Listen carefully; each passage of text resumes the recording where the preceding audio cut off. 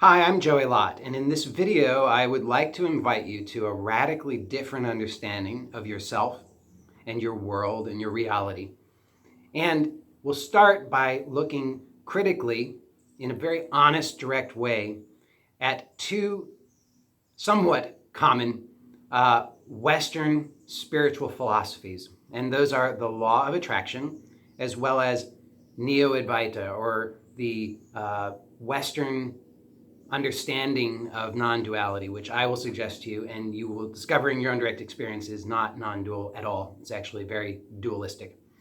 And the reason I want to take a look at these critically is because we have been entranced by these ideas that lead to unnecessary suffering in our lives, and that lead us to continue to perceive ourselves as something separate and as victims. And when we can look at these honestly in our own direct experience and reveal what is true and what is not true, it frees us to be open to discovering a radically different perspective that offers us the opportunity of true healing and true transformation, so that we can not only discover inner peace, but we can also experience that peace manifest outwardly in our lives, manifest in our bodies and in our minds and in our relationships. We can experience that peace as a holistic, truly non-dual peace that is all pervasive. And that is really what matters to us if we tell the truth. We're not satisfied by a conceptual peace. We're not satisfied by a peace that is only in one domain. That peace must be expressed and manifest and known in all dimensions of our lives for us to be truly satisfied.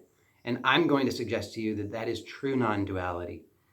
And so I'm going to invite you now to explore this with me in your own direct experience, so that you can discover this for yourself rather than just believing me or not believing me. Let's first take a look at the law of attraction. Now, the law of attraction is a fairly popular philosophy, a spiritual philosophy. And the law of attraction fundamentally says, and we could argue and debate this, but I think it's pretty simple to state, that the law of attraction states that what you believe and perceive is what it is that you receive, right? So it is that you are to be attracting to yourself that which you perceive or that which you believe. Now, there is some kernel of truth in that. So I'm not going to tell you that that's absolutely wrong, but there is a very fundamental flaw in the way in which this is popularly understood that prevents people from actually discovering the deeper truth and the deeper experience of what's really possible. And so to understand this, let's look at our own direct experience to find out what this flaw is. To discover this, I'm going to invite you for a moment to close your eyes, and I'll close my eyes too. Now, as we close our eyes, and the visual field, or at least the visual field of the open eyes, disappears, and we can now discover in our own direct experience what it is that's here. And we may notice that there are sounds, there's feelings, emotions, thoughts, perhaps memories, energy.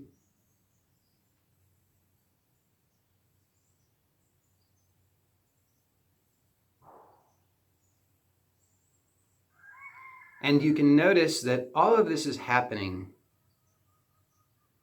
in this unified field of awareness. Now, this is not conceptual, so I'm not asking you to go grasping for a concept of awareness. I'm just inviting you to discover the simple, obvious, when you just settle into it, fact that there is this unified field of awareness that is always here. We could call it presence. And that all that is arising here with eyes closed is clearly arising in this unified field of presence. And as we rest here in this unified field of presence, we can begin to explore the boundaries of this, to see if there are boundaries. So you can just notice, where is the boundary of awareness? Where is the boundary of your simple sense of being? And if you're honest, you'll notice that the only way that you can find a boundary is in concept. And you can see that even the conceptual field itself is boundless. It is like an ocean with waves, and the waves arise and fall. These are like the thoughts that come into awareness. But if we simply rest in this unified field of awareness, we notice that this field of concept, field of thinking, also has its existence in and as this unified field of awareness. It arises and it subsides back into this unified field of awareness.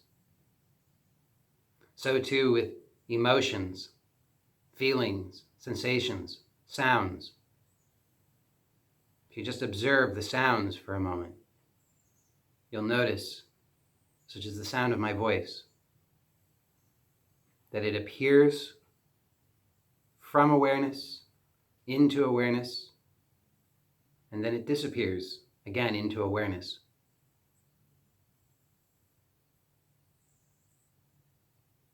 Now, let's open our eyes. And here, with eyes open, this visual field appears. And most of us are conditioned and have the habit of immediately giving our attention, our focus to this visual, or rather a conceptual overlay on the visual field, so that we're not directly remaining with the unified visual field, but rather we're giving our attention to, metaphorically, the waves, the peaks of the waves, which say, I am here, I am this thing, that is over there, that is a separate thing. And so we begin to become further entranced in this conceptual overlay that produces a sense of separation, that produces a sense of being a separate self, bound by time and space. And out of this is what arises this mistaken understanding that forms the basis of most people's experience of the law of attraction. And this is a very disempowered way in which to live, and a very disempowered way in which to manifest. Because it begins with the wrong understanding of ourselves. Begins with the wrong understanding of ourselves. This is very important to understand. That if you are beginning with the wrong understanding of yourself as this separate thing, which is conceptual, then you are cutting yourself off from this vast, infinite field of potentiality and power. So again, close your eyes and just notice that with eyes closed and the visual field temporarily disappeared, perhaps it's easier just to notice that there is this unified field of awareness, just the simple sense of being that is boundless in your direct experience. Go ahead and explore it for a moment. Can you find a non-conceptual boundary to your sense of being, your sense of existence, that you are aware, that you are here?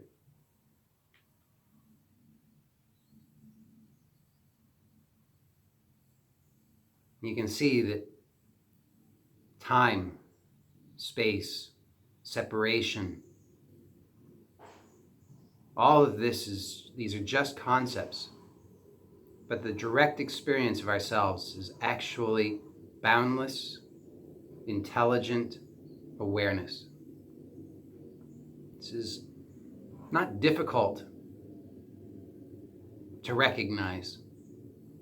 Actually, it requires a vulnerability, like being a child, a humility, a sense of wonder and awe. that's available to all of us. And again, you can open your eyes and notice that this remains, this boundless field of being, of awareness, of consciousness, of presence. It doesn't matter what the word is. The word is a distraction. So just let the words come and go and notice what's being pointed to. It's very intimate. It's just yourself as you actually are. Now, again, with the visual field here, we can notice that tendency, the habit of giving attention to the conceptual overlay that says that I am this and that is that, and these are objects and they all have boundaries and they're distinct and I can name them and label them and know them. And this is a very functional thing in this world, so it's not wrong. But when we become entranced by that and believe that that is true, that that is our fundamental nature, then we suffer needlessly and we disempower ourselves and we become frustrated. And so what I'm proposing to you is that you actually have this capacity, which is very simple and is innate to you and innate to your nature, simply to recognize what is as it is in direct experience. And that this doesn't require effort, it actually is effortless. So just notice any movement toward effort and just allow yourself to rest, like allowing the wave to just sink back into the ocean for a moment. And you can notice that the visual field is actually also unified.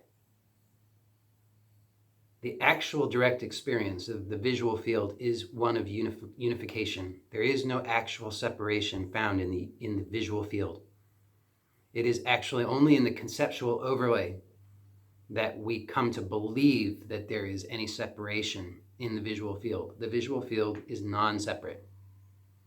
It is within itself unified, and it is unified with this unified field of awareness. So it is all one. This is our actual direct experience. So what does this point to in relation to the law of attraction? Well, what it points to is to recognize that when we begin from this wrong understanding of ourselves based on this habit of fixating on the conceptual overlay, then we wrongly imagine ourselves to be victims, to be separate. And there's no amount of conceptual hoops that we can jump through that can change this. We cannot fix this at that level. In fact, we can't fix it at all. The habit of trying to fix is just more of the same. So instead, rather than imagining yourself wrongly to be one wave fighting with another wave, just allow yourself for this moment just to sink and rest as the ocean. And the waves come and go. We don't need to fight with them. We don't need to be concerned with those waves particularly. We don't need to get rid of them. We don't need to shame them or make them wrong. We don't need to judge them. For this moment, all we need to do is just rest here as our true nature, as this unified field of awareness, as the ocean which includes all. Or, to use a different metaphor, like the sun. And this is a useful metaphor because it begins to allow us to discover how it is that we are already manifesting and how we can begin to manifest in a more accurate and effective way. If we begin to recognize that our true nature is like the sun radiates in all directions. The sun is actually boundless. So we perceive conceptually that the sun is an object that is separate, that has boundaries. But if we tell the truth, the sun is not separate. We are one with the sun. We are intimately connected and one with the sun. The sun's light is here now. There are no boundaries to the sun. The conceptual overlay says that the sun is a ball, that it has boundaries. But actually, in direct experience, this is not true. The sun is right here. The sun's light, which is the sun, radiates infinitely in all directions. And we are in and as that infinite field. We cannot be separate from that. We can only have an overlay of concept, which says sun, ball, over there, me, object, over here, separate. But the actual direct experience is one of infinite radiance that is totally boundless and totally inclusive. And you can notice that the sun shines equally on all things. The sun does not have judgment.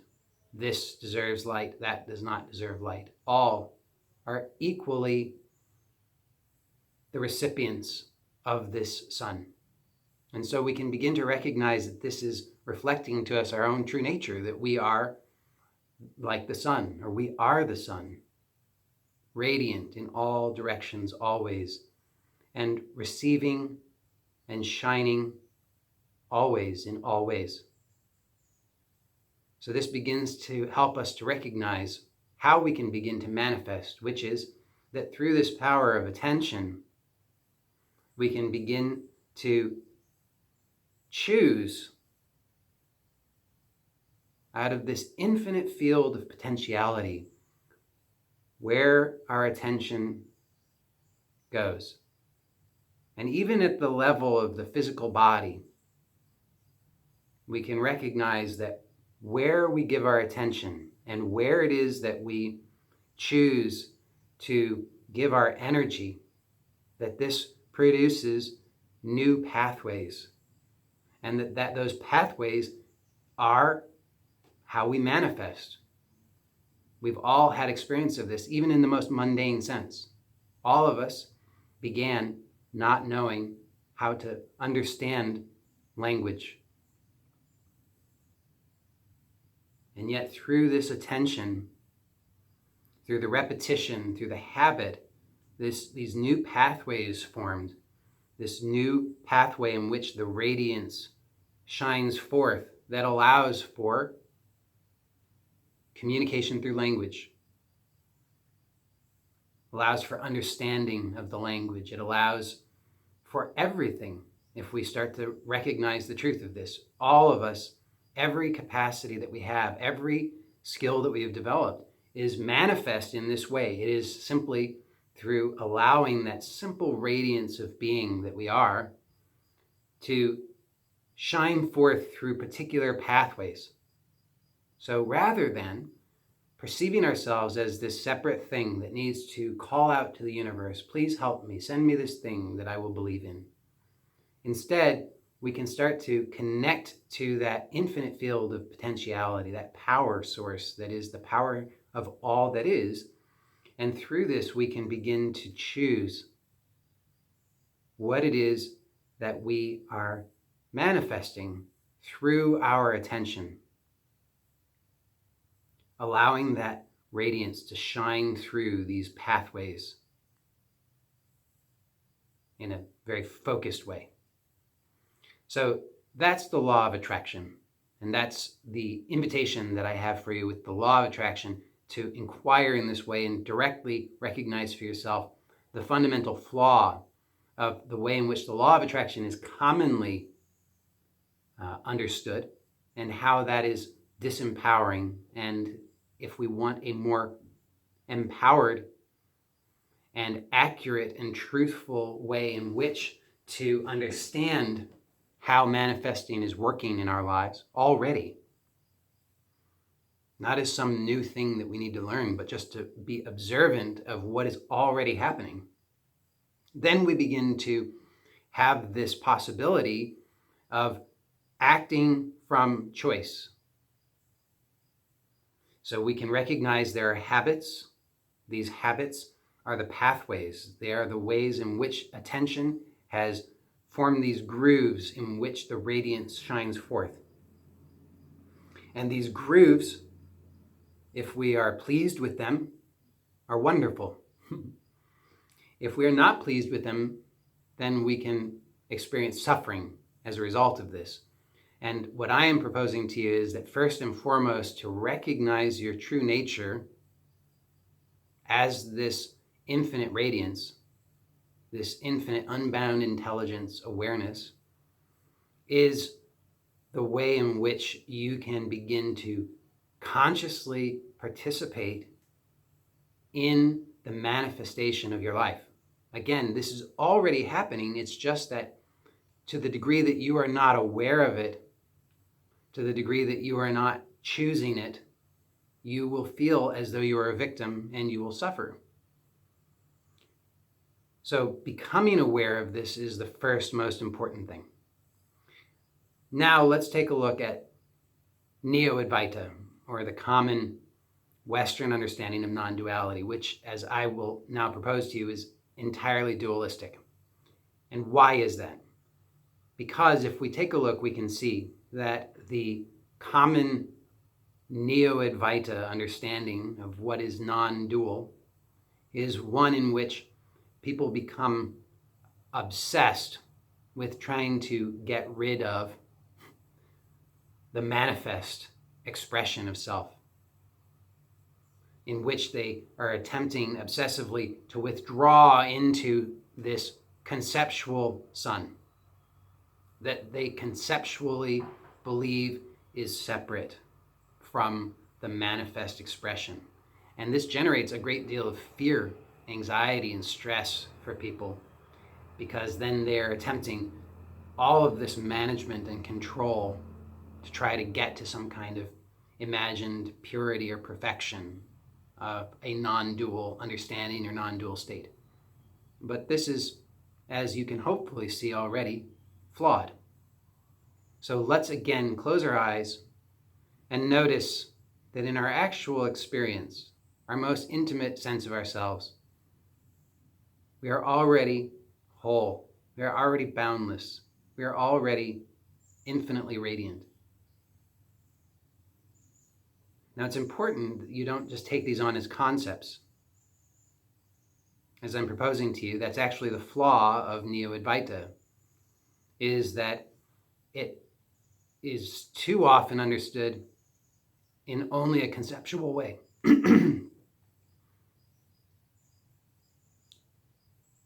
But if you allow for this, you can simply discover in your direct experience, just in this very simple, intimate, unguarded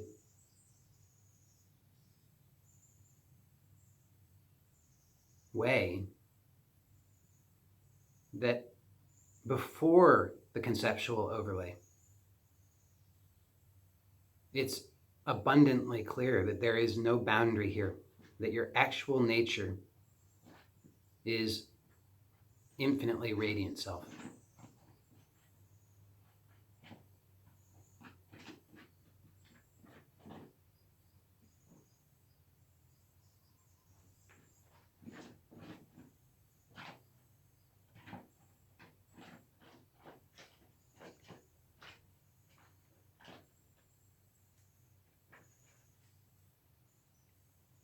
So then you can open your eyes and you can notice what here is separate from that. Are your desires separate from that? Is your body separate from that? Are your ideas separate from that?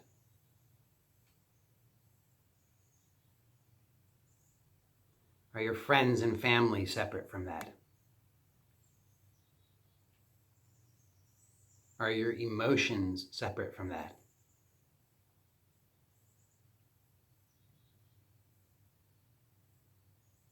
Is there anything that you can find that's actually separate from that? And I'm proposing to you that without turning to a concept, you cannot find anything that even hints at separation. It's only waves arising and falling back into the ocean. So what effort do we need to make in order to be non-dual? And hopefully it's clear that we don't need to make any effort to be non-dual. So then what is the aim of any true non-dual philosophy or spiritual understanding or practice? And my proposal is that the aim is one of healing, which is fundamentally the restoration to wholeness. We are already whole, so what is being restored is our recognition of that. And our recognition of that is inclusive of all dimensions of being. That includes our desires, our relationships, our body, our emotions. And when we allow for all of this simply to settle into this fundamental essence that we can recognize ourselves to be, then we can recognize that we don't need to concern ourselves or strain or make so much effort or restrain anything, that we can simply continue to come back to this recognition of ourselves as we are, our actual non-dual nature that is inclusive of all that is. And we can recognize in this that everything that is arising, everything that is occurring in and as this presence that we recognize ourselves to be infinitely and intimately one with.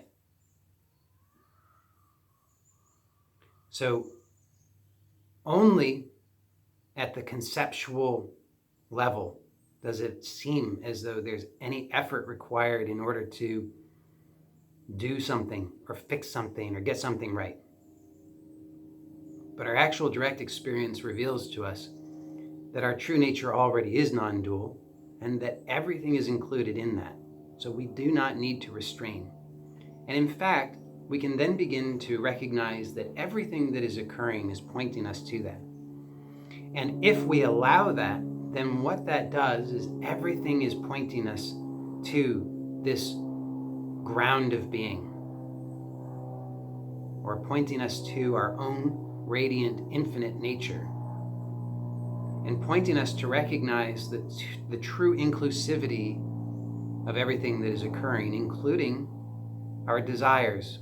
And if we allow ourselves to just settle into the desire, just the field of desire, which Buddha called suffering, we can see that as we allow this to trace back to its source, it reveals this seed of desire, which is not suffering at all, which is actually joy. It is the joy of expression, of manifestation. It is the joy of the play and the dance of life. It is the joy of being.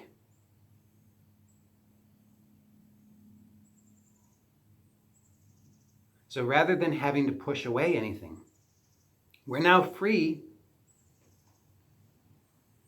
to actually be, to be ourselves, unrestrained, which does not mean, by the way, that I am promoting impulsive,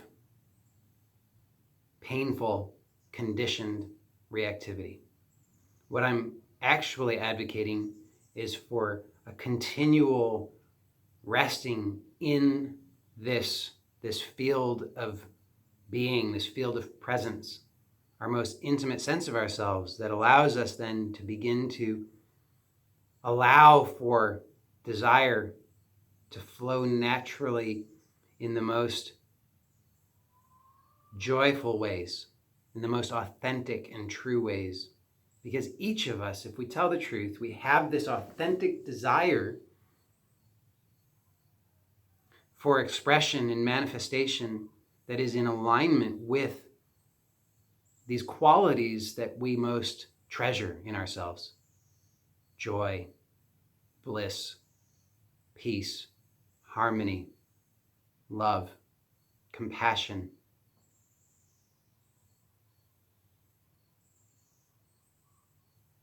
forgiveness,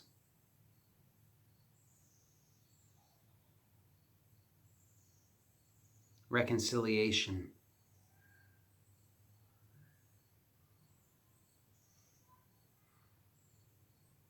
And so we can begin to just trust in that.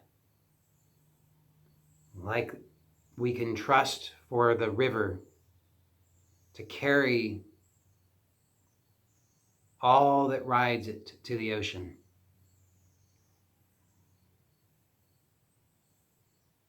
We can just ride all of it rather than fighting. And then we can just choose, as we are resting and floating and riding on this authentic expression of our true nature, we can just begin to look about at the scenery and notice what we're attracted to. And just let our gaze fall on that and just receive the beauty of it, receive the joy of it, and be grateful. Not as a forced gratitude, but just as a natural gratitude that we are, and that life is happening, and that we are this radiant, infinite sun that shines on all, and that is intelligent and aware, that allows us to choose, and to choose in alignment with our most authentic desire for peace and love and joy and harmony. And when we're experiencing reactivity, we can recognize that that is simply inviting us to trace that back, that reactivity back, the conditioning all the way back. Rather than rejecting it, fighting against it, we can simply allow it to trace back to this infinite source.